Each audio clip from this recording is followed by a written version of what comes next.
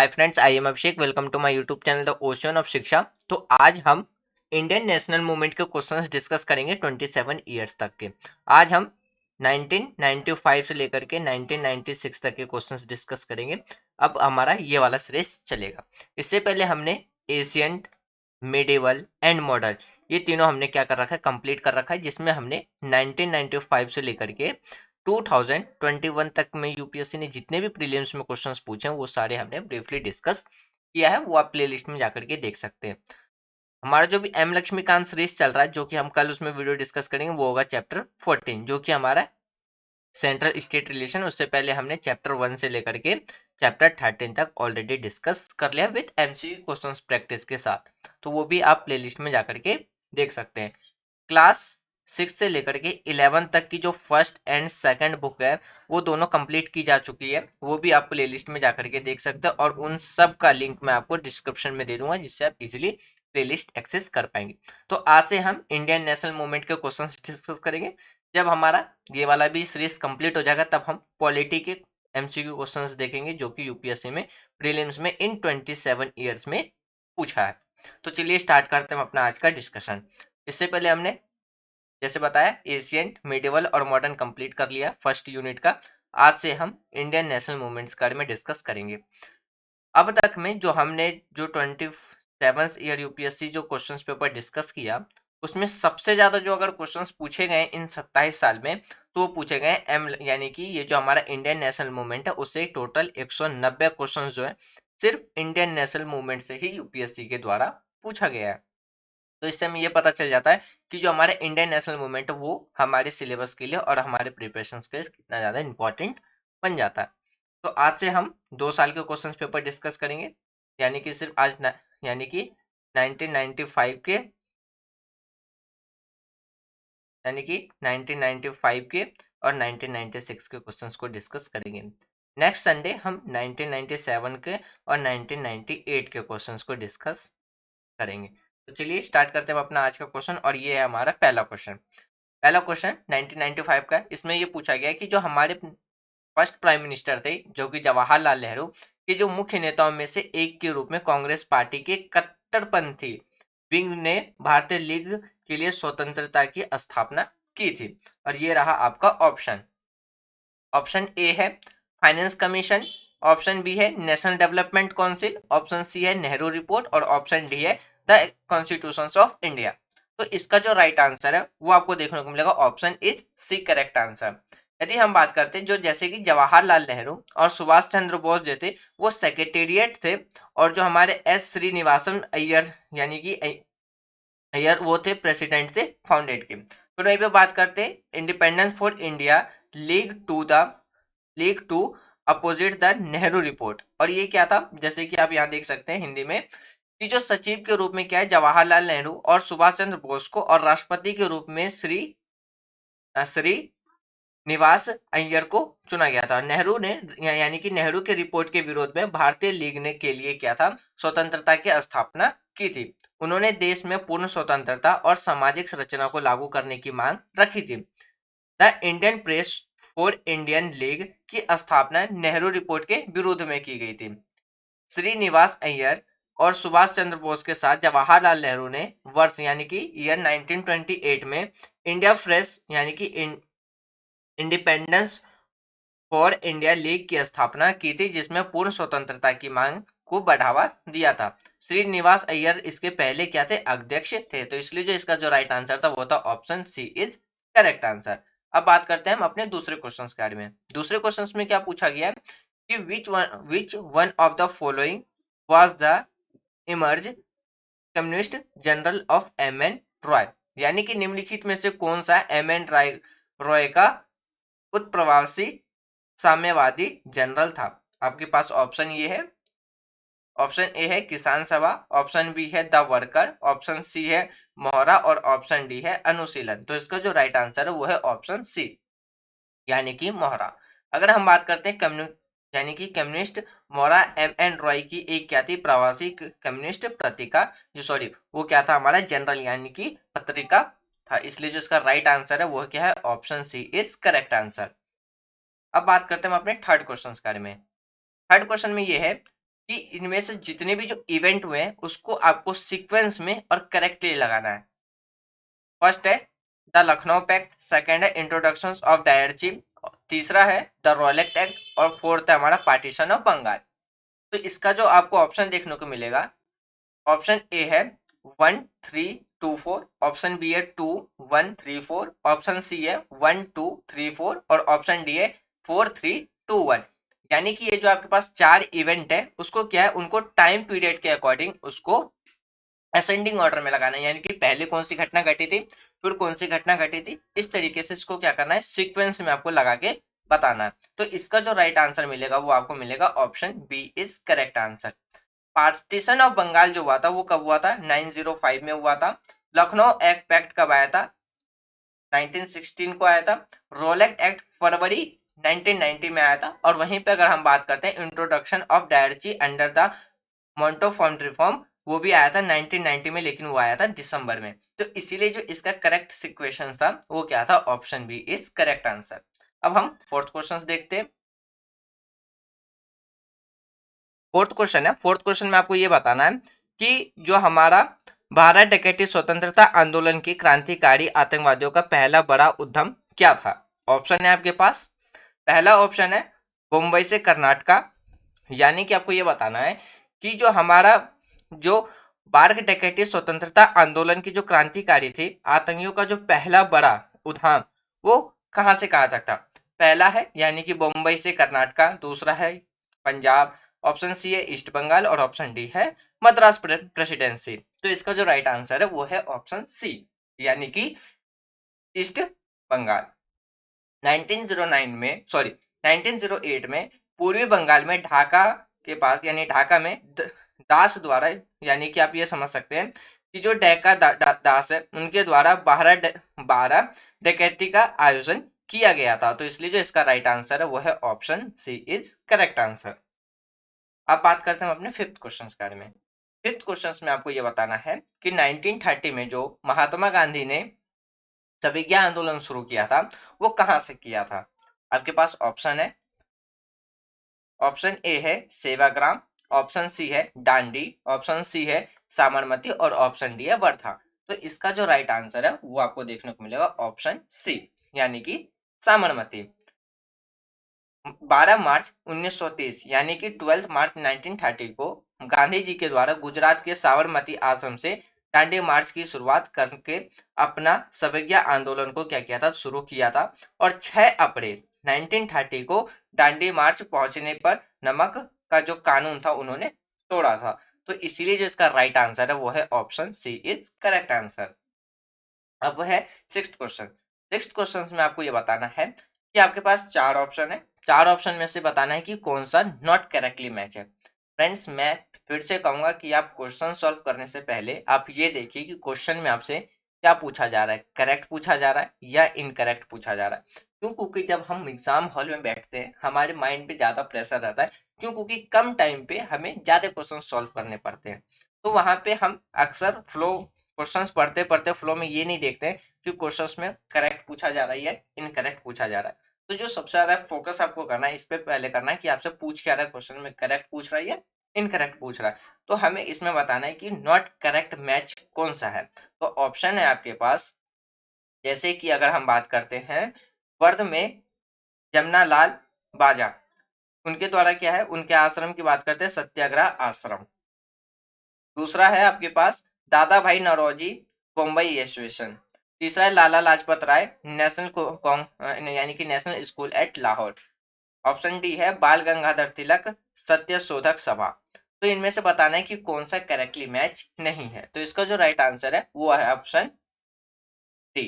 तो ये हमारा करेक्टली मैच नहीं है। क्यों, क्योंकि अगर हम बात करते हैं सत्य शोधक सभा है वो किसके द्वारा फाउंड किया गया था, ज्योतिबा फुले के द्वारा 1873 में किया गया था। जबकि यहाँ पे बात किसकी रखी गई है, बाल गंगाधर तिलक की रखी गई है। तो इसलिए जो हमारी ये ऑप्शन डी है वो क्या है, करेक्टली मैच या करेक्टली पेयर नहीं है। तो इसका जो राइट आंसर था वो था ऑप्शन डी। अब हम सेवंथ क्वेश्चन देखते हैं। सेवंथ क्वेश्चन में आपसे ये पूछा जा रहा है कि 1922 में जो साबरमती था यानी कि कोई कर नहीं अभियान की किसके नेतृत्व में ये अभियान चलाया गया था। आपके पास ऑप्शन है option A Bhagat Singh, option C Chittaranjan Das, option D है राजगुरु और ऑप्शन डी है वल्लभ भाई पटेल। तो इसका जो राइट आंसर है वो आपको देखने को मिलेगा ऑप्शन डी यानी कि वल्लभ भाई पटेल। अगर हम बात करते हैं किसके बारे में, साराबंदी यानी कि कोई कर नहीं के अभियान किसके नेतृत्व में किया गया था, वल्लभ भाई पटेल के नेतृत्व में किया गया था। तो इसलिए इसका जो राइट आंसर आपको देखने को मिलेगा वो मिलेगा option D is correct answer. अब हम बात करते हैं अपने 8th क्वेश्चन के बारे में। 8th क्वेश्चन में आपसे क्या पूछा जा रहा है, 8th क्वेश्चन में आपसे ये आपके पास 4 स्टेटमेंट रहेंगे, यानी कि निम्नलिखित में से किसने सबसे पहले भारत के लिए एक संविधान बनाने के लिए संविधान सभा के विचार को प्रस्तुत किया था। ये क्वेश्चन आपसे 1996 में पूछा गया था। आपके पास ऑप्शन है समाज पार्टी के द्वारा 1934 में, कांग्रेस पार्टी के द्वारा 1936 में, मुस्लिम लीग के द्वारा 1942 में और ऑल पार्टी कॉन्फ्रेंस के द्वारा 1946 में। तो इसका जो राइट आंसर आपको मिलेगा वो मिलेगा option A is correct answer. यानी कि आप ये समझिए कि जो फर्स्ट मॉडेट द आइडिया ऑफ जो constitution assembly of framework constitution for India के लिए जो प्रस्तुत किया गया था वो किसके द्वारा किया गया था, स्वराज पार्टी के द्वारा 1934 में किया गया था। फिर दिसंबर 1992 में चितरंजन दास, नरसिम्हा चितरंजन यानी कि केलकर और मोतीलाल नेहरू के द्वारा कंफर्म किया गया था Congress Khilafat Swarajya party with with Das as the president and the Nehru as the one secretary. यानी कि ये समझिए कि दिसंबर 1922 में चितरंजन दास, नरसिम्हा चिंतामन केलकर और मोतीलाल नेहरू ने कांग्रेस खिलाफत राजस्व पार्टी का गठन किया था, जिसमें अगर हम बात करते हैं जिसमें जो हमारे कौन जो हमारे चितरंजन दास थे वो कौन थे, तो उनके यानी कि वो उन यानी कि चितरंजन दास वो कौन थे, अध्यक्ष थे, और जो नेहरू जी थे वो कौन थे, उसके सचिव थे। इसलिए जो इसका राइट आंसर है वो है option A is correct answer. अब हम बात करते हैं 9th क्वेश्चन के बारे में। 9th क्वेश्चन में आपके पास दो स्टेटमेंट है, एक दाव है और दूसरा उसका कारण है। इसमें फिर ऑप्शन के अकॉर्डिंग बताना इसका करेक्ट आंसर क्या होगा। यानी कि अगर हम दाव की बात करते हैं, स्टेटमेंट की बात करते हैं, वो पहला स्टेटमेंट यानी कि स्टेटमेंट ये कहता है कि जो ब्रिटिश सॉवरेनिटी है वो कंटिन्यू रहा था भारत के आजाद होने के बाद भी। कारण ब्रिटिश संप्रभुता ने स्वतंत्र भारत के अंतिम गवर्नर जनरल को नियुक्त किया था। तो आपको ये बताना है ऑप्शन के अकॉर्डिंग कौन सा इसका करेक्ट आंसर है। यानी कि ऑप्शन ए है हमारा कारण और जो दाव दोनों क्या है, सही है, और जो कारण है यानी कि जो हमारा रीजन है वो ए की करेक्ट एक्सप्लेनेशन करता है। ऑप्शन बी है हमारा ए और आर दोनों सही है लेकिन आर जो है वो ए का करेक्ट एक्सप्लेनेशन नहीं करता है। ऑप्शन सी है ए और आर दोनों ही क्या है, यानी कि ए सही है आर गलत है, यानी कि हमारा एक्सप्लेनेशन सही है रीजन गलत है। ऑप्शन डी है आपके पास कि ए गलत है आर सही है। तो ये बताने कि इसका करेक्ट आंसर क्या होगा। तो इसका जो करेक्ट आंसर है वो आपको देखने को मिलेगा ऑप्शन डी, यानी कि हमारा ए तो सही है लेकिन दूसरा हमारा जो रीजन है वो क्या है, गलत है। क्यों? क्योंकि जो ब्रिटिश सोवरेनिटी थी वो success to exit in the free after 15 अगस्त 1947 तक था। तो इसलिए जो हमारा आंसर जो रीजन था वो क्या था, वो गलत हो गया था। अब बात करते हैं अपने 10th क्वेश्चन के बारे में। 10th क्वेश्चन में आपको ये बताना है कि निम्नलिखित नेताओं में से कौन दादा भाई नौरोजी के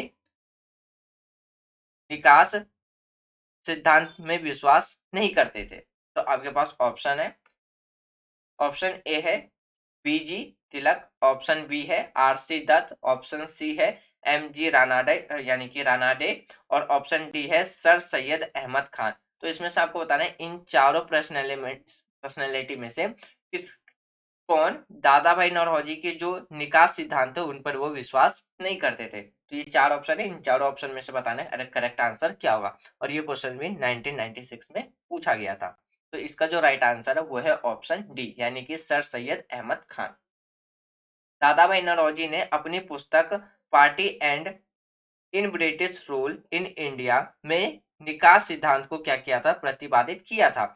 सर सैयद अहमद खान के द्वारा दादा भाई नौरोजी की जो यानी कि पलायन सिद्धांत है उनको वो नहीं मानते थे। तो इस हिसाब से जो इसका राइट आंसर है वो है option D is correct answer. अब बात करते हैं अपने 11th क्वेश्चन के बारे में। 11th क्वेश्चन में ये बताना है कि जो डॉक्टर भीमराव अंबेडकर है was elected to the constitution assembly form. तो आपके पास ऑप्शन है वेस्ट बंगाल, ऑप्शन बी है बॉम्बे प्रेसिडेंसी, ऑप्शन सी है यानी कि मध्य भारत, और ऑप्शन डी है पंजाब। यानी कि आपको ये बताना है कि जो डॉक्टर भीमराव अंबेडकर इलेक्टेड होके आए थे वो किस कंस्टिट्यूंसी यानी कि प्रेसिडेंसी से वो जीत करके आए थे। ये आपके पास चार ऑप्शन है, इन चार ऑप्शन में से आपको बताना है इसका राइट आंसर क्या होगा। तो इसका जो राइट आंसर है वो है ऑप्शन ए यानी कि वेस्ट बंगाल। अगर हम बात करते हैं जो हमारे डॉक्टर भीमराव अंबेडकर थे वे बम्बई प्रेसिडेंसी के निवासी थे, लेकिन पश्चिम बंगाल के संविधान सभा के लिए वो क्या है तो चुने गए थे, इसलिए जो इसका राइट आंसर है वो है option A is correct answer. अब बात करते हैं अपने 12th क्वेश्चन के बारे में।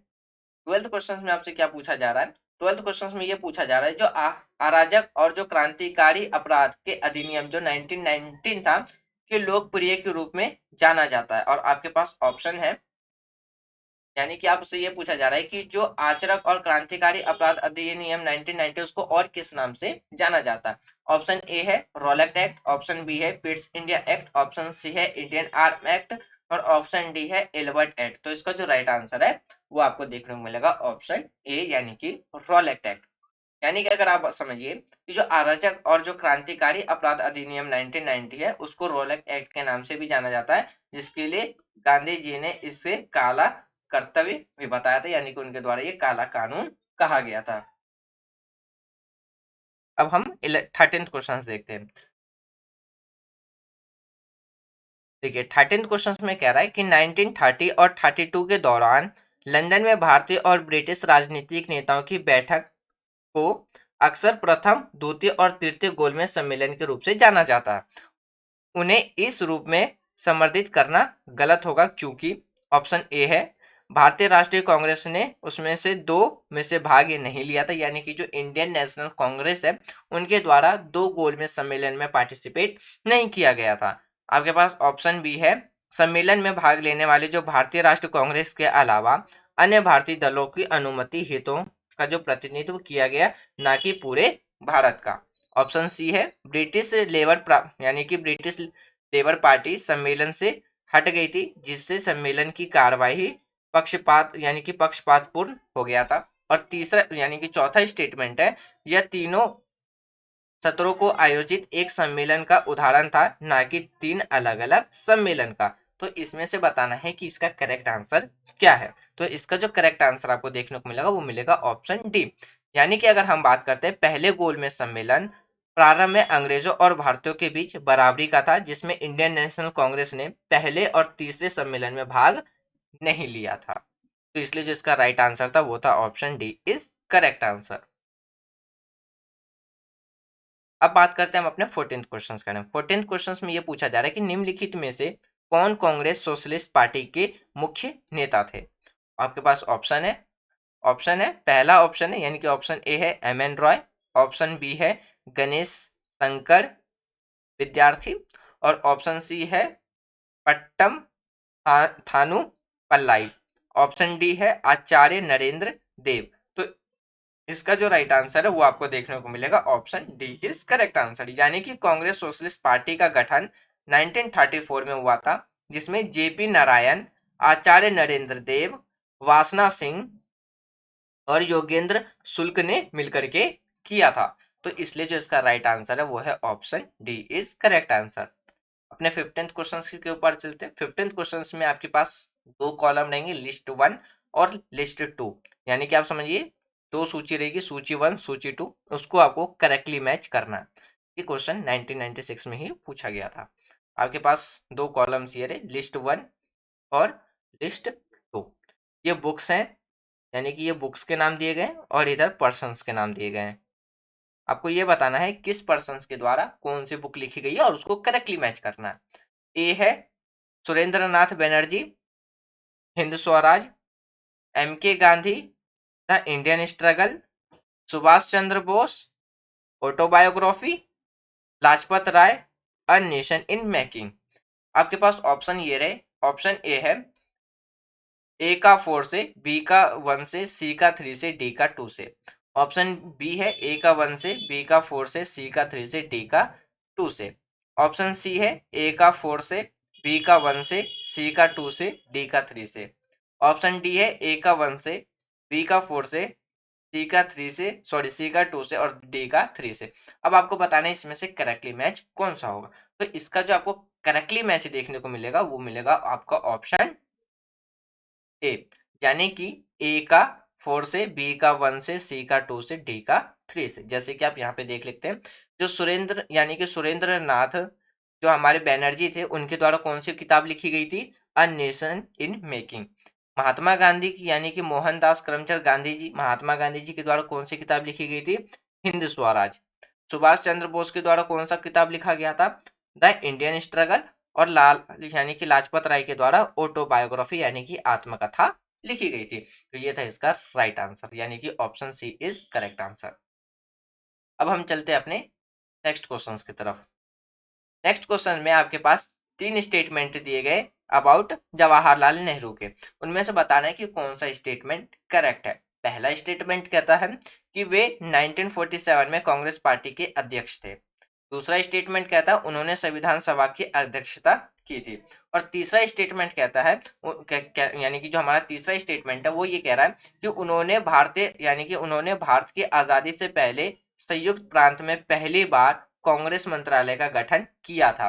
अब आपको बताना है इनमें से कौन सा स्टेटमेंट करेक्ट है। ऑप्शन ए है सिर्फ पहला दूसरा तीसरा, ऑप्शन बी है पहला तीसरा, ऑप्शन सी है पहला दूसरा और ऑप्शन डी है इनमें से कोई सा भी करेक्ट नहीं है। फ्रेंड्स, आप में से अगर किसी स्टूडेंट्स ने या कैंडिडेट ने 2022 में जो यूपीएससी का एग्जाम दिया होगा, इसमें आपको क्या ऑप्शन में कुछ चेंजेस देखने को मिली हो। जैसे इसमें आपसे पूछा है कि कितने करेक्ट है। 2022 में जो ऑप्शन दिया गया था उसमें जो ऑप्शन दिया गया था, जैसे इसमें कितने पेयर करेक्ट है, on 1 pair, 2 pair, 3 pair, none of the above, none of the above। तो आप इस हिसाब से भी बता सकते हैं कि इसका करेक्ट आंसर क्या होगा, कि सिर्फ एक पेयर सही है, सिर्फ 2 पेयर सही है, तीनों पेयर सही है या एक भी पेयर सही नहीं है। तो इसका जो राइट आंसर मिलेगा आपको वो मिलेगा ऑप्शन डी, यानी कि हमारा एक भी पेयर सही नहीं है। 1947 में आचार्य जेवी कृपलानी ने कांग्रेस पार्टी के अध्यक्ष थे। डॉक्टर राजेंद्र प्रसाद संविधान सभा के अध्यक्ष थे। जेपी पंत ने भारत को स्वतंत्र प्राप्त करने से पहले संयुक्त प्रांत में पहला कांग्रेस मंत्रालय बनाया गया था। तो इसलिए हमारा एक भी करेक्ट उसमें नहीं था और आंसर था option D is correct answer. अब हम अपने 17th क्वेश्चन को डिस्कस करते हैं। इसमें भी आपको बताना है नॉट करेक्ट, यानी कि आपको बताना है निम्नलिखित में से कौन से के बारे में सही कथन नहीं है। जैसे कि आपके पास दे रखा है ए प्रोविंशियल ग्रोइंग, बी है हमारे पास इंटरियम कैबिनेट ऑफ इंडिया यानी कि भारतीयों का आंतरिक मंत्रालय। ऑप्शन सी है आपके पास एक्सेप्टेंस ऑफ पाकिस्तान, पाकिस्तान को स्वीकृति यानी कि पाकिस्तान को स्वीकार कर लिया गया था। फिर ऑप्शन डी है आपके पास कॉन्स्टिट्यूशन फ्रेमिंग यानी कि फ्रेमिंग राइट यानी कि संविधान निर्माण करने का अधिकार। अब इसमें से बताने इसमें से कौन सा करेक्ट नहीं है। तो इसमें जो आपको आंसर देखने को मिलेगा वो मिलेगा ऑप्शन सी, यानी कि एक्सेप्टेंस ऑफ पाकिस्तान। जैसे कि बात कीजिए, कैबिनेट मिशन ने एक पूर्व विकसित पाकिस्तान की मांग को खारिज करने का प्रस्ताव दिया था, क्योंकि पाकिस्तान के गठन में बड़ी जो गैर मुस्लिम आबादी है उसमें शामिल होगी। जैसे कि हम बात करते हैं नॉर्थ और ईस्ट यानी कि नॉर्थ वेस्ट में 38% और नॉर्थ ईस्ट में 48%। तो इसीलिए इसको एक्सेप्ट नहीं किया गया था और ये इसलिए हमारा जो ऑप्शन सी है वो क्या है, करेक्ट है, यानी कि वो करेक्ट आंसर नहीं है। तो आपको राइट आंसर देखने को मिलेगा option C is correct answer. अब बात करते हैं हम अपने नेक्स्ट क्वेश्चन का। इसमें भी आपके पास 2 लिस्ट रहेगी, यानी कि सूची 1 और सूची 2। उसको आपको सही करेक्टली क्या करना है, मैच करना है। आपके पास ये रही, आपके पास इसमें ये बताना है कि जैसे यहाँ पे आपके यहाँ पे अभियान सोसाइटी सब के बारे में बताई रही है, पार्टीज के बारे में बताई गई और यहाँ पे उनके नाम से दिए गए कौन उनके लीडर थे। तो उनके हिसाब से उसको करेक्टली मैच करना है। जैसे कि हम बात करते हैं अभिनव भारत सोसाइटी और पहला है श्री अरविंदो घोष। बी पे है आपका अनुशीला समिति, लाला हर दयाल। सी है गदर पार्टी। तीसरे पे आपको देखने को मिलेगा सी आर दास यानी कि चितरंजन दास। डी है स्वराज पार्टी, वी यानी कि वीडी सावरकर। तो इसमें से आपको करेक्टली मैच करना है। तो इसका जो आपको राइट आंसर देख यानी कि आप पहले ऑप्शन देख लीजिए। ऑप्शन ए है ए का 4 से, बी का 1 से, सी का 3 से, डी का 2 से। बी है ए का 1 से, बी का 4 से, सी का 3 से, डी का 2 से। सी है ए का 1 से, बी का 4 से, सी का 2 से, डी का 3 से। डी है ए का 4 से, बी का 1 से, सी का 2 से, डी का 3 से। अब इसमें आपको करेक्टली मैच करना है। तो इसका जो करेक्टली मैच आपको देखने को मिलेगा वो मिलेगा ऑप्शन डी। यानी कि आप ये देखिए,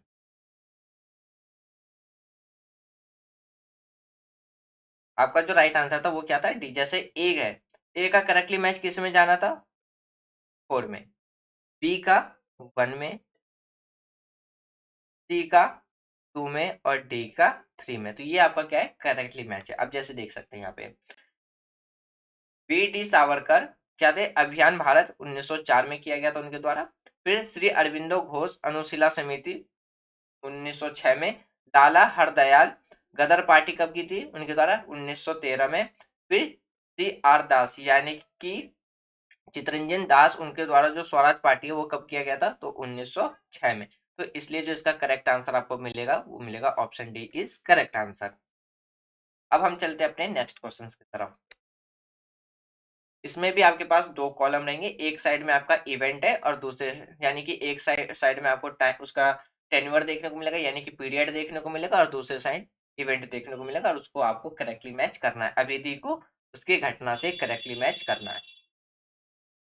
यानी कि 1883 में क्या था, अगर हम 1883 में बात करें, अनाउंसमेंट किया गया था यानी कि communal award from the white hall. 1906 में क्या था, फॉर्मेशंस किया गया था all India state people conference का। 1927 में क्या रखा था, फाउंडेशंस रखा गया था मुस्लिम लीग एट डेका। और ऑप्शन डी है आपके पास, यानी कि जो डी है 1932, उसमें first session of national conference at Calcutta में किया गया था। अब आपको इसमें करेक्टली मैच करना है कि कौन सा इवेंट का यानी कि किस साल में कौन सा इवेंट हुआ था। तो इसका जो करेक्ट यानी कि आप ऑप्शन देख लीजिए। ऑप्शन ए है आपके पास ए का 4 से, बी का 3 से, सी का 1 से, डी का 2 से। ऑप्शन बी है ए का 3 से, बी का 4 से, सी का 1 से, डी का 2 से। ऑप्शन सी है ए का 4 से, डी का 2 से, सी का सॉरी बी का 3 से, सी का 2 से, डी का 1 से। ऑप्शन डी है ए का 3 से, बी का 4 से, सी का 2 से, डी का 1 से। अब इसमें आपको करेक्टली मैच करके बताने की कौन सा आंसर यानी कि कौन सा ऑप्शन करेक्ट है। तो इसका जो आपको करेक्ट ऑप्शन देखने को मिलेगा वो मिलेगा option C is correct answer. यानी कि अगर हम बात करते हैं कलकत्ता में राष्ट्रीय सम्मेलन का जो पहला सत्र था वो 1883 में ही हुआ था, आयोजित किया गया था। मुस्लिम लीग की स्थापना 1906 में हुई थी, ढाका में हुई थी। 1927 में all India stage people's conference का गठन किया गया था, और 1932 में व्हाइट हॉल में सांप्रदायिक पुरस्कार को घोषणा की गई थी। तो इसलिए जो इसका राइट आंसर आपको देखने को मिलेगा वो मिलेगा option C is correct answer. यानी कि ऑप्शन सी में क्या हो जाएगा, जैसे का ए का चला जाएगा आपका 4 में, बी का चला जाएगा आपका 3 में, सी का आ जाएगा आपका 2 में, और डी का आ जाएगा आपका 1 में। तो ये था आपका करेक्ट आंसर। अब बात करते हैं हम अपनी नेक्स्ट क्वेश्चन यानी कि 20th क्वेश्चन की। ये भी 1996 का ही क्वेश्चन है। इसमें आपको 4 स्टेटमेंट दे रखे हैं regarding non cooperation movement lead to यानी कि असहयोग आंदोलन का नेतृत्व किया गया था। इसमें आपको बताना है कौन सा करेक्ट आंसर है। जैसे कि पहला स्टेटमेंट कहता है कांग्रेस यानी कि Congress becoming a mass movement for the first time, यानी कि कांग्रेस पहली बार जन आंदोलन बन के यानी कि बन रही है, जन आंदोलन बनी थी। और दूसरा स्टेटमेंट है growth of Hindu Muslim unity यानी कि हिंदू मुस्लिम में एकता का विकास हुआ था। तीसरा है removal for fear of the British mind from the mind of the people, यानी कि लोगों के मन से अंग्रेजों के पराक्रम का जो भय था वो दूर हुआ था। और ऑप्शन डी यानी कि जो चौथा स्टेटमेंट है British government willingness to grant political consensus to Indian, यानी कि ब्रिटिश सरकार ने भारतीयों को राजनीतिक रियासतों देने की इच्छा थी। तो इसमें बताना है आपका कौन सा स्टेटमेंट करेक्ट है। तो इसका जो आप ऑप्शन देख लीजिए, ऑप्शन ए है फिर पहला, दूसरा, तीसरा, चौथा, यानी कि सारे हमारे जितने भी स्टेटमेंट वो सारे करेक्ट है। ऑप्शन बी है सिर्फ दूसरा तीसरा करेक्ट है। ऑप्शन सी है सिर्फ पहला तीसरा स्टेटमेंट करेक्ट है। और ऑप्शन डी है हमारा सिर्फ तीसरा और चौथा ही स्टेटमेंट करेक्ट है। अब आपको बताना है कि इन चारों में से कौन सा स्टेटमेंट करेक्ट है। तो इसका जो राइट आंसर आपको देखने को मिलेगा वो मिलेगा option B is correct answer, यानी कि सिर्फ हमारा दूसरा और तीसरा ही स्टेटमेंट गलत है, बाकी के पहला और चौथा स्टेटमेंट, सॉरी, हमारा जो दूसरा और तीसरा ही स्टेटमेंट करेक्ट है, उसके बाद जो अगर हम बात करते हैं पहला और चौथा स्टेटमेंट हमारा क्या है तो गलत है। अब जैसे देखिए, असहयोग आंदोलन और जो खिलाफत आंदोलन है 1920 में शुरू हुआ था। दोनों आंदोलन में अलग अलग मुद्दे उभर करके आए थे, लेकिन उन्होंने अहिंसा और असहयोग की कार्रवाई का एक सामान्य कार्यक्रम अपनाया था। अंग्रेजों के खिलाफ हिंदू मुस्लिम की एकता बढ़ रही थी, इसलिए जो हमारा स्टेटमेंट दूसरा और जो तीसरा है वो क्या है तो करेक्ट है। इसका जो राइट आंसर आपको देखने को मिलेगा वो मिलेगा option B is correct answer. अब हम डिस्कस करते हैं हम अपना आज का लास्ट क्वेश्चन। तो इसमें पूछा गया है कि जो निम्नलिखित में से किसने, यानी कि निम्नलिखित में से किसने भारत की आजादी के बाद भारतीय राष्ट्रीय कांग्रेस को समाप्त करने का एक सुझाव दिया था। आपके पास ऑप्शन है, ऑप्शन ए है सी गोपालाचारी, ऑप्शन ऑप्शन ए है सी गोपालाचारी, ऑप्शन बी है आचार्य कृपलानी, और ऑप्शन सी है महात्मा गांधी, और ऑप्शन डी है जयशंकर प्रसाद नारायण। तो आपको बताना है कि किस मेंबर्स के द्वारा ये कहा गया था अब आजादी के बाद कि जो भारतीय राष्ट्रीय कांग्रेस है अब उसको क्या कर देना चाहिए, समाप्त कर देना चाहिए। तो इसका जो राइट आंसर आपको देखने को मिलेगा वो मिलेगा option C is correct answer, यानी कि महात्मा गांधी। महात्मा गांधी ने भारत को स्वतंत्र मिलने के बाद भारतीय राष्ट्रीय कांग्रेस को समाप्त करने का सुझाव दिया था, क्योंकि भारतीय स्वतंत्रता के लिए क्या था, लड़ने का उनका मुख्य उद्देश्य क्या था वो प्राप्त हो चुका था। तो इसलिए महात्मा गांधी जी के द्वारा ये कहा गया था कि अब भारत आजाद हो गया तो हमें भारतीय राष्ट्र कांग्रेस पार्टी को क्या कर देना चाहिए, समाप्त कर देना चाहिए। तो फ्रेंड्स ये था हमारा आज का डिस्कशन, जिसमें हमने 1995 से लेकर के 1996 के टोटल 21 क्वेश्चंस डिस्कस किए जो कि यूपीएससी ने पूछे थे प्रीलिम्स में। नेक्स्ट संडे हम 1997 1998 के क्वेश्चंस को हम डिस्कस करेंगे। अगर क्वेश्चन ज्यादा रहा तो हम 2 साल के क्वेश्चंस डिस्कस करेंगे, अगर क्वेश्चंस कम रहा तो हम 1999 के भी क्वेश्चंस को क्या कर लेंगे, डिस्कस कर लेंगे। तो मैं उम्मीद करता हूँ फ्रेंड्स कि जो आज हमने डिस्कस किया वो आपके लिए हेल्पफुल रहेगा। यदि आपको वीडियो पसंद आ रही हो तो आप वीडियो को लाइक कर सकते हैं, शेयर कर सकते हैं एंड चैनल को सब्सक्राइब कर सकते हैं। और द ओशन ऑफ शिक्षा करके टेलीग्राम चैनल है, आप उसको भी ज्वाइन कर सकते हैं। उन सब का लिंक आपको डिस्क्रिप्शन में मिल जाएगा। तो thanks for watching friends, take care, Jai Hind.